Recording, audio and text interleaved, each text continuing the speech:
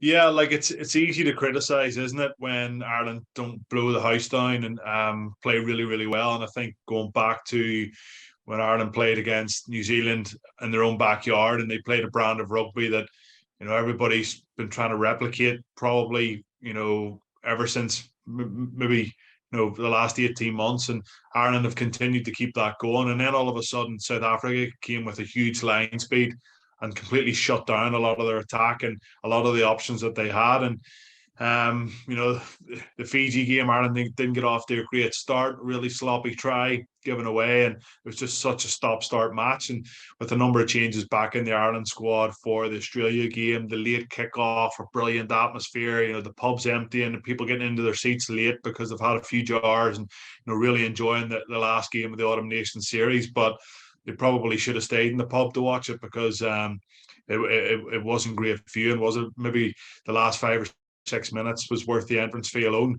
But take that out of it, Johnny Sexton, a last minute change. It's very difficult on Jack Crowley to, as I'm sure you've seen some of the social media posts, he was actually wearing Johnny Sexton's jersey, like, with it embroidered on how many caps Johnny had and the names, etc. So really tough. They would have trained all week, obviously, with Johnny there. He came in, he did a half decent job, but yet again, the attack just didn't get going. The defense was much better than it was against Fiji, but I feel they get off the hook. You look at the Australians; they did get over the line a couple of times, called back by refereeing decisions, correct decisions. But I think Ireland got away with one there, and if they play that poorly in a Six Nations game, even against Italy, the way they're coming good, I think they're going to struggle. But 3 out of 3, international rugby is all about results, and when you look back in the history books or record books or Wikipedia in 5 years' time about Ireland's Autumn Nation Series in 2022, it'll say 3 wins, and I think that's really important. You're looking back, you always when you retire, you always look back on the good times and not really the bad times. And when you're a player, you always seem to um, focus more on when you get beaten, which is a natural thing to do. Like, but for me personally, you put all those, even the 2011 Rugby World Cup defeat, the Wales in the quarterfinal, you put it as far into the back of your head as possible. And it's only on occasions like this that it might be brought up. But yeah, the game against Australia was brilliant for us. It was nice and early in the tournament. We got a good result against the USA. Played pretty well considering the USA brought a lot of physicality to that game in Hamilton in New Zealand. A quirky stadium, different surroundings, and then all of a sudden you find yourself in Eden Park the following week in front of 70,000 people, and most of those being expats and cheering you on. And there was a lot more Irish support in the crowd that day than there was Australian, even though it's a much further trip. But we give them something to cheer about. Cian Healy got man of the match, and obviously there was a few game-changing moments in there, and thankfully I was a part of maybe a couple of those. So I didn't actually play particularly well. I know I've covered this before and when chatting with you guys, but I didn't play particularly well. And again, I tend to analyze my performance when you're a player. But now that I'm retired and old and decrepit, I can look back and watch a couple of YouTube clips of me carrying Will Genia.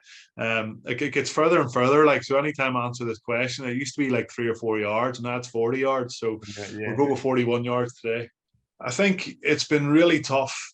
Um, it's a really tough place in the Irish back row if you're not in the top 4 players. Like, so if you're a Nick Timoney trying to break in, you're a Gavin Coombs trying to break in, you're a Butler for Connacht, or even other lads that are playing brilliantly well week in and week out for their province, and they just can't get in.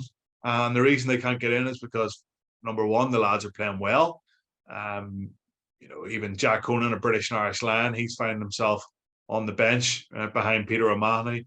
And number two, they're very durable and resilient. So there's not many injuries, there's not many opportunities for the other lads to get in. And I'm one of those guys who is, epitomizes durability and consistency in the way he plays, is Josh van der Flier, and rightly so. He's won World Player of the Year. He I think when Artie Surveyor's name wasn't read out as being one of the nominees for the trophy, then everybody said straight away that Josh van der Flier was the guy that was going to win that accolade. So, congratulations to him. Congratulations to his family and everybody who's helped him along in his career, because he's the type of bloke that won't take all the praise himself, and will certainly, thank everybody else that's helped him achieve to where he's got today. So, what a player, what a competitor, and what an engine. Like, he just keeps going and going and going. Like, I just don't know how he does it. Where would I put us? Me, Sean O'Brien, and Jamie Heaslip versus Keelan Doris, Peter O'Mahony, and Josh van der Flier. I'd say I'd know who would win a drinking contest, and it would probably be the old boys. But I'm not sure if we would if we were standing in a room with a closed door and we had to get stuck into a boxing match, that we'd come out on the right end of it. Like, those lads are just super athletes. It's body on the line stuff every week. They bring huge physicality to every match that they play. And yeah, like, I love being a part of that back row. I loved dishing it out every week. But these current crop of Irish back rowers are doing it on the world stage very consistently. So I'm sort of envious of what they've been able to achieve in such a short space of time over the last couple of years, because Shawnee, myself, and Jamie and Wally and the other lads, tried for years on end to try and get where they are today. So like, they're a quality back row unit, and hopefully they can continue on and achieve more successes as the World Cup approaches. Always put yourself in the position of the player, and like, obviously I'm very able to do that because I've played at the highest level, and Matt Williams hasn't. And for him to turn around and tell us all to trust science, and we should put our faith in the medical doctors who are making these decisions, and like, at the end of the day, they got it wrong. Nic White has currently been stood down from Australian duties. That underlines it once more that they got it wrong. Like, this has been talked about all week. He got up, he stumbled, he went down on one knee, he was glassy-eyed, he looked dazed. Like, they're all signs and symptoms of concussion. And you don't need to go and do a degree, as he thinks he has, in whatever science that he studied, to make a judgment on somebody if they've got concussion or not. Now, the HIA test is there for a reason. If you are unsure, if you think that somebody might have had a concussion, that you bring them in, you do the HIA test, and if they feel that, then they don't go back on the pitch. I've said this as well this week. If 100 concussed rugby players, men or women, went in and they did an HIA test, I guarantee you 100 of those people would not feel it. And this is the problem. You got to trust your judgment. You got to trust your experience. It's not the independent doctor here who is at fault. The independent doctor was probably on his way to the changing room to do the HIA, or the medical room to do the HIA with Nic White. At the time, he mightn't have been able to see all the replays on the TV, but the people who were able to see all those were the Australian medical staff. They're the ones that are sitting treating him on the pitch. They should be the ones answering the questions and, taking the flak for any misjudgment that's happened. And lastly, just on this point, I know it's been referenced and reiterated all week by different pundits and even current and former players, that this does not set a good example for women, men, kids who are sending their children to mini rugby.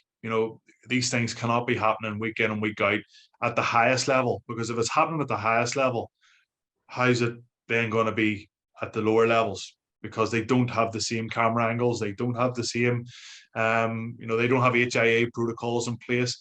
Like, do you reckon if an AIL coach, one of their players, got smacked in the head and he stood up and he was a wee bit dazed and he started to, almost fall over, I think he'd be taken straight off the pitch. So why is it not happening at international level? And that's the questions that World Rugby need to get to the bottom of and make sure that this doesn't happen again. It cannot happen again, because there's too many times we're talking about this, and where the game has come so far. It's been brilliant. Even look at the football with the goalkeeper that went off the other day with a head injury. He looked like he'd broken his nose, but he was all over the bloody place. and they still don't have any protocols in place to bring a player on, do an HIA, and the player might be able to return. So I think rugby is so much further on, especially from other sports, but we're still not quite there just yet.